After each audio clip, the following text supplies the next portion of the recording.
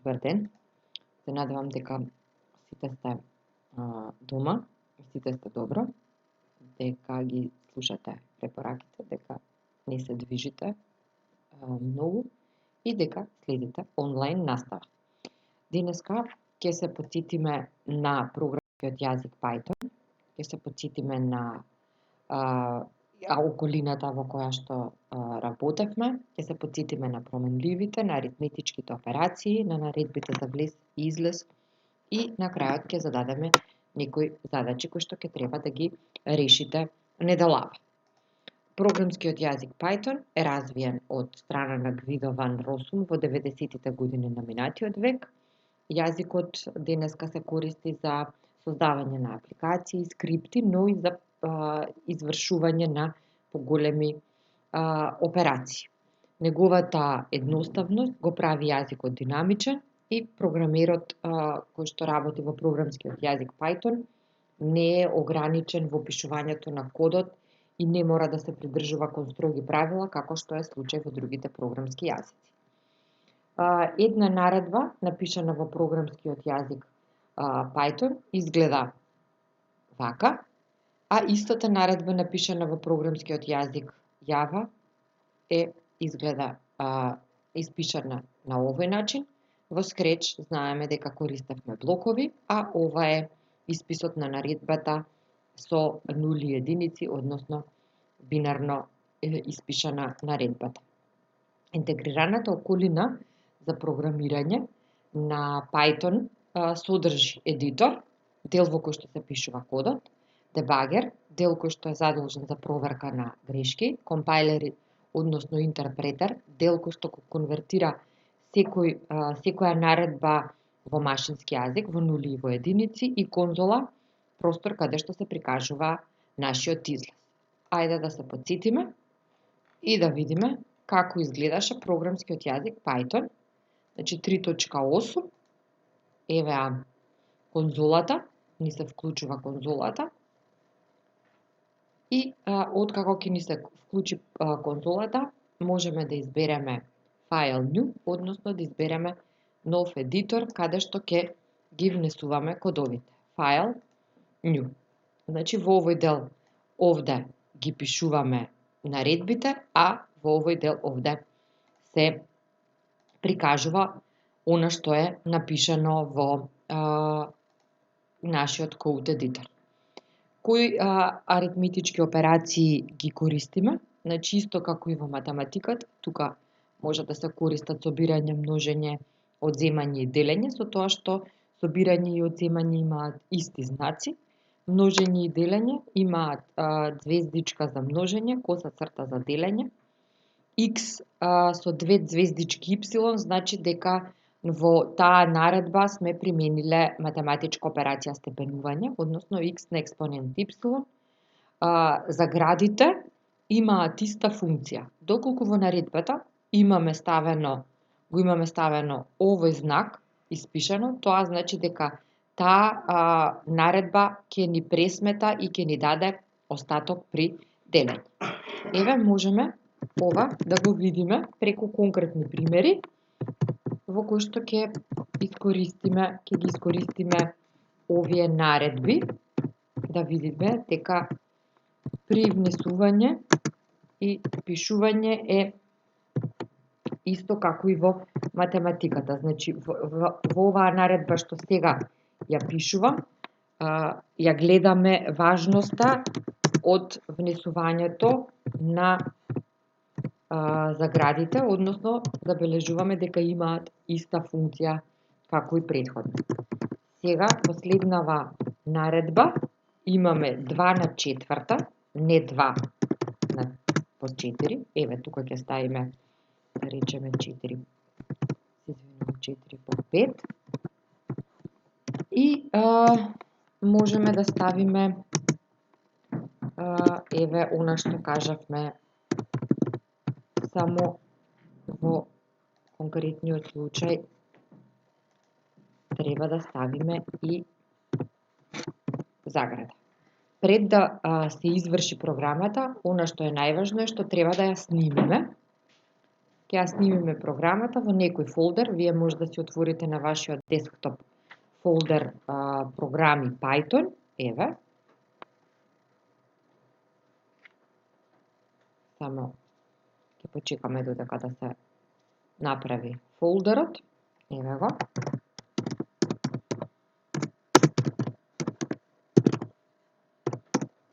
И сега тука во овој дел овде ја пишуваме, ја именуваме програмата. Програмите кои што се направени во програмскиот јазик Python ја добиваат наставката PY, што значи не асоцира на програмскиот јазик Python. Ако сакаме да видиме извршувањето, значи run module или F5 и во конзолата се извршува наредбата. Значи, добро е да забележиме дека во линијата 7 имаме грешка во пишувањето на наредбата. Односно, еве доколку ја поправиме, мораме повторно да ја снимиме и сега е во ред наредбата. Намерно сгрешив за да видите дека програмскиот јазик Python веднашка ви сигнализира каде, значи дебагерот од околината ви сигнализира каде имате грешка. Ќе продолжиме понатаму. Променливите. Дали се сеќаваме што беа променливи? Значи променливите се користат во програмирањето, односно тие го се дефинираат како простор во програмскиот јазик, каде што се сместуваат вредности кои што подоцна се користат во програмата. Како вредности на променливата можат да бидат текст, број, вредност на математички израз или исказ. Овде символот еднакво е оператор за доделување на вредност. Кога пишуваме променливи во програмскиот јазик Python, постојат правила. Тие имаат своји имиња, а имињата во програмскиот јазик Python на променливите се пишуваат според следните правила. Значи, кога именуваме некоја променлива, можеме да користиме букви, броеви и карактерот долна црта. Мора да знаеме дека името на променливата не треба да започне со број и не смееме да ги користиме резервираните зборови од програмскиот јазик Python. Во пишувањето на променливите мора да внимаваме на големи и на мали букви, бидејќи програмскиот јазик Python има карактеристика case sensitive. Еве, ќе направиме една програма во која што ќе дефинираме некаква си променлива. Не знам. Еве. На оваа променлива ќе додавате вредност така што внеси го своето име. Значи, внимаваме и на наводниците и на заградите и тука велиме print. Мораме да внимаваме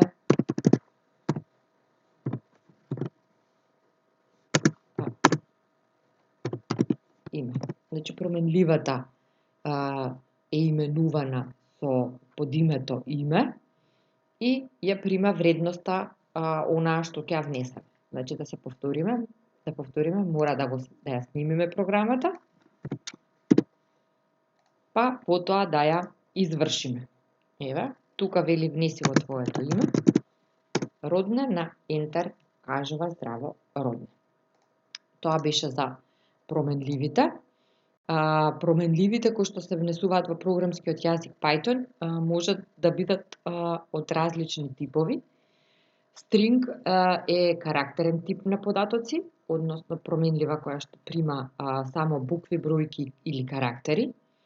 Integer е целоброен тип на податоци, значи цел број, 1532 или 438. Float се децималните броеви или дропките, а Boolean се имаат се тип на податоци каде што има како излез две вредности, true или false. Она што е важно и што е карактеристично за програмскиот јазик Python е дека компајлерот автоматски детектира и избира тип на променлива кога се дефинира таа. Значи, доколку сте ставиле пример, име на променлива еднаква на вредност и променливата години, автоматски не мора да пишувате дека таа е од интеџер, туку доволно е тоа што сте доделе вредност 13, програмскиот јазик да препознае дека станува збор за интеџер, односно целоброен тип на податоци. Во следниот пример имате исти променливи и излез само со да речеме со два излеза. Реченицата е иста, но во едната реченица нема празно место, а во втората реченица има празно место. Значи, она што треба да внимаваме е на исписот на зборовите и користењето на наводниците. Наредбата print во програмскиот јазик Python ја користиме за приказ на одговорот на корисникот. Односно, можеме да напишеме,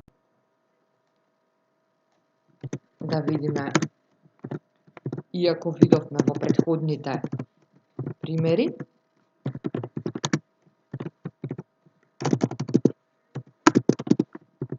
значи повторно правиме снимање,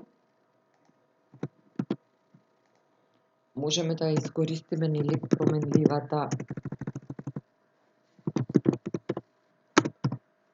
години, па да ставиме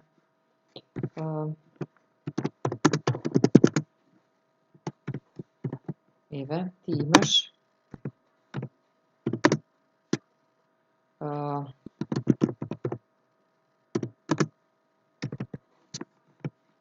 па тука, ако сакаме да го ставиме зборот години. Значи ќе направиме save на програмата, run, и во овој дел има здраво, како сте, ти имаш 13 години. Што е важно исто за програмскиот јазик Python, односно за наредбите за излез, мора да внимаваме дека кога ќе ги пишуваме, содржината на изјавите што се во приказ мора да биде во отворена и во затворена заграда. Значи, колку загради имаме отворено, толку загради треба да имаме и затворено. Доколку користиме променлива од типот string, мора да биде напишана во наводници и наредбата print може да се користи за печатање на вредности или за променливи. При внесување на променливи во програмскиот јазик Python, многу е важно како се доделени променливите, кои вредности им се доделени на променливите, но можат истите тие да добијат и друга намена. Ова ќе го видиме во едноставна програма. Пример, велиме променлива x еднакво на 1, тоа значи од старт програмскиот јазик компајлерот си препознава дека ова е интеџер и велиме печати го x. Значи во овој случај x ќе прими вредност 1. Сега можеме вредноста на x да ја пренамениме, односно да му додадеме 1 и да дадеме наредба да се печати x. Во овој случај ќе видиме која е излезната вредност. Во овој случај излезната вредност ќе биде 2 и сега велиме сменија вредноста, односно пренаменија вредноста на x во x по 5. Во овој случај, кога ќе се печати x, излезната вредност ќе биде 10, бидејќи последната запомнета вредност на x е 2. Ајде да провериме дали е ова точно. Run и го, значи во овој случај кај што сме му доделиле вредност 1 на x, значи тој си прима вредност 1, но во вториот случај сме ја пренамениле па затоа се печати 2 и веќе бидејќи x има вредност 2, следната вредност која што ќе биде испечатена е 2 по 5, односно ќе биде 10. Која е намената, односно зашто се користат коментарите? Коментарите не се задолжителни во програмирањето, но се многу корисни. Коментарите се внесуваат со знакчето хаштаг, вас ви е доста познато тоа и многу често го користите. Компајлерот при извршување на програмите ги игнорира коментарите. Коментарите се зошто се корисна алатка? Рековме дека не се неопходни, не се задолжителни, но се корисни. Бидејќи можат да ни во коментарите можеме да го видиме доколку го имаат ставено описот на програмата. Коментарот може да се користи како појаснување и за програмерот, но и за другите корисници и при тестирање. Може да се коментираат делови од кодот кои што после можат да се заменат. Која е наредбата за влез, односно за внесување на податоци? Влез представува информација која се внесува во компјутерот. Во Python, во Scratch го правевме тоа преку наредбата ESC, а во Python се прави со наредбата input. Значи, можеме да ги внесеме и коментарите, еве, тука, се извинувам, еве, input, информација за влез и овде имаме име,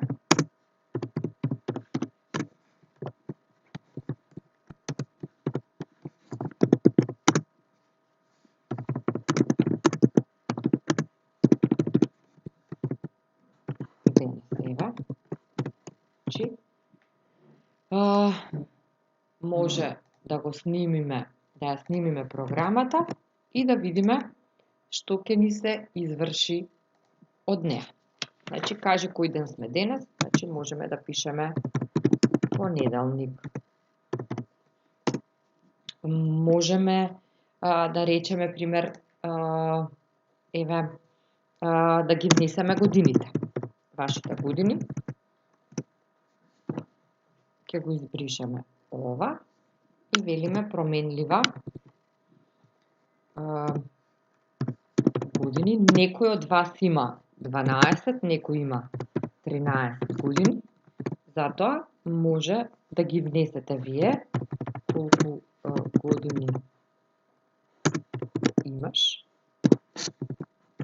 Прашалник, заборавив. Следно, значи можеме и еве тука имаме грешка, значи забележувате, јас овој дел овде не го ставив во наводници, затоа со притискање на Enter следната наредба ми беше малку повлечена. Значи сега можеме годините да ги зголемиме.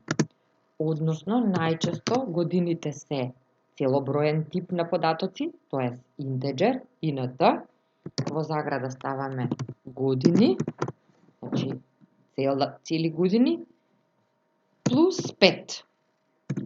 И како излез можеме да напишеме дека многу наскоро ќе бидеш, не знам колку наскоро ќе бидеш полнолетен. Еве. Ќе имаш, или не мора ова, многу наскоро ќе имаш и да се пишат годините. Ја снимаме програмата, run модул, имаме, еве, значи овде имаме една заграда, а овде имаме две загради, едната заграда ни е, да кажеме, плюс, ја бришеме, снимаме и повторно ја извршуваме програмата. Вели колку години имаш, еве 12, значи многу наскоро ќе имаш 17, еве да пробаме и со 13, се извинувам овде, еве 13, значи работи програмата. Се надевам дека ги објаснивме или се потсетивме на сите работи до сега што сме ги изучиле, што сме ги имали како вежби за задача во изминатиот период. Овде ви е зададена домашната задача, која што ќе треба да ја направите во програмскиот јазик Python. Истата треба, датотеката, односно програмата која што ќе ја направите, треба да биде испратена на Edmodo, дали во порака, дали поставена на ѕидот во вашата група. Дадени ви се барањата за програмата што треба да содржи, значи во нејзе мора да имате променливи име и возраст.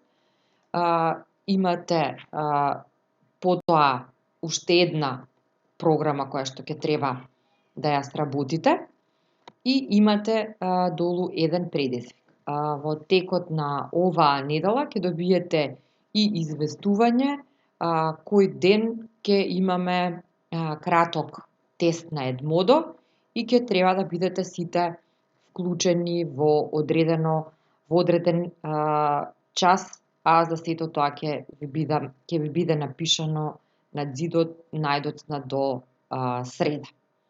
Ви посакувам убав ден.